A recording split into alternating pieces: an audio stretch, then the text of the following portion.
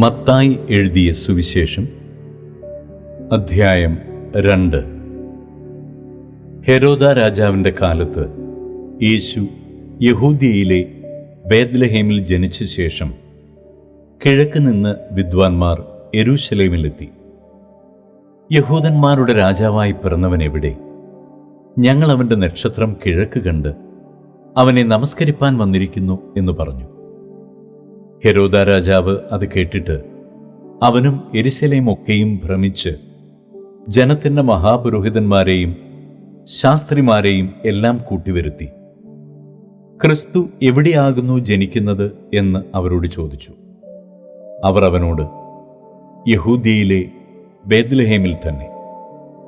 യഹൂദ്യദേശത്തിലെ ബേത്ലഹേമേ, നീ യഹൂദ്യ പ്രഭുക്കന്മാരിൽ ഒട്ടും ചെറുതല്ല.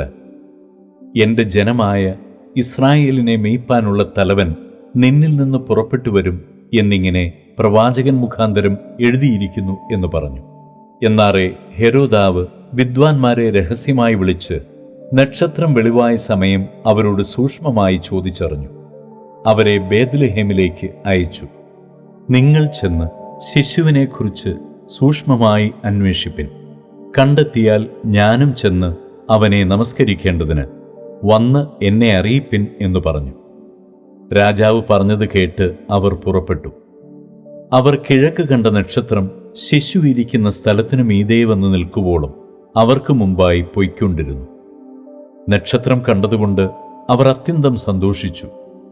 ആ വീട്ടിൽ ചെന്നു ശിശുവിനെ അമ്മയായ മറിയയോട് കൂടെ കണ്ട് വീണ് അവനെ നമസ്കരിച്ചു.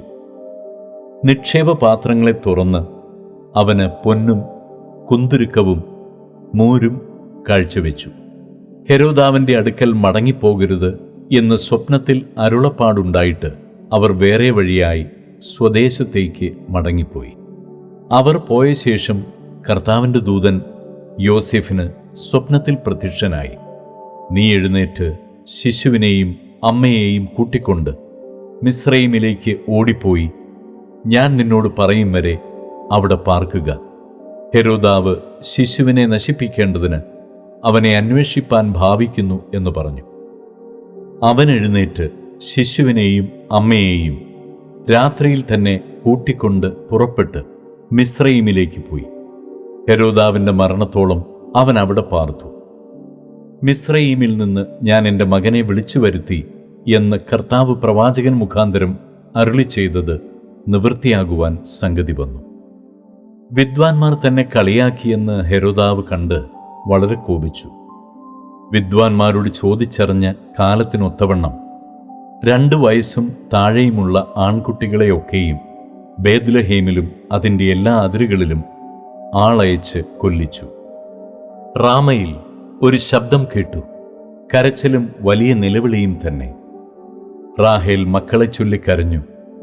അവർ ഇല്ലായികയാൽ ആശ്വാസം കൈക്കൊള്ളുവാൻ മനസ്സില്ലാതിരുന്നു എന്ന് യിരെമ്യാ പ്രവാചകൻ മുഖാന്തരം അരുളി ചെയ്തത് അന്ന് നിവൃത്തിയായി. എന്നാൽ ഹെരോദാവ് കഴിഞ്ഞുപോയ ശേഷം കർത്താവിൻ്റെ ദൂതൻ മിസ്രയീമിൽ വെച്ച് യോസേഫിന് സ്വപ്നത്തിൽ പ്രത്യക്ഷനായി, ശിശുവിന് പ്രാണഹാനി വരുത്തുവാൻ നോക്കിയവർ മരിച്ചുപോയതുകൊണ്ട് നീ എഴുന്നേറ്റ് ശിശുവിനെയും അമ്മയെയും കൂട്ടിക്കൊണ്ട് ഇസ്രായേൽ ദേശത്തേക്ക് പോക എന്ന് പറഞ്ഞു. അവൻ എഴുന്നേറ്റ് ശിശുവിനെയും അമ്മയെയും കൂട്ടിക്കൊണ്ട് ഇസ്രായേൽ ദേശത്തു വന്നു. എന്നാൽ യഹൂദിയയിൽ അർക്കെലയോസ് തൻ്റെ അപ്പനായ ഹെരോദാവിന് പകരം വാഴുന്നു എന്ന് കേട്ടതുകൊണ്ട് അവിടെ പോകുവാൻ ഭയപ്പെട്ടു. സ്വപ്നത്തിൽ അരുളപ്പാടുണ്ടായിട്ട് ഗലീല പ്രദേശങ്ങളിലേക്ക് മാറിപ്പോയി. അവൻ നസ്രായൻ എന്ന് വിളിക്കപ്പെടും എന്ന് പ്രവാചകന്മാർ മുഖാന്തരം അരുളി ചെയ്തത് നിവൃത്തിയാവാൻ തക്കവണ്ണം നസറത്ത് എന്ന ഗ്രാമത്തിൽ ചെന്നു പാർത്തു.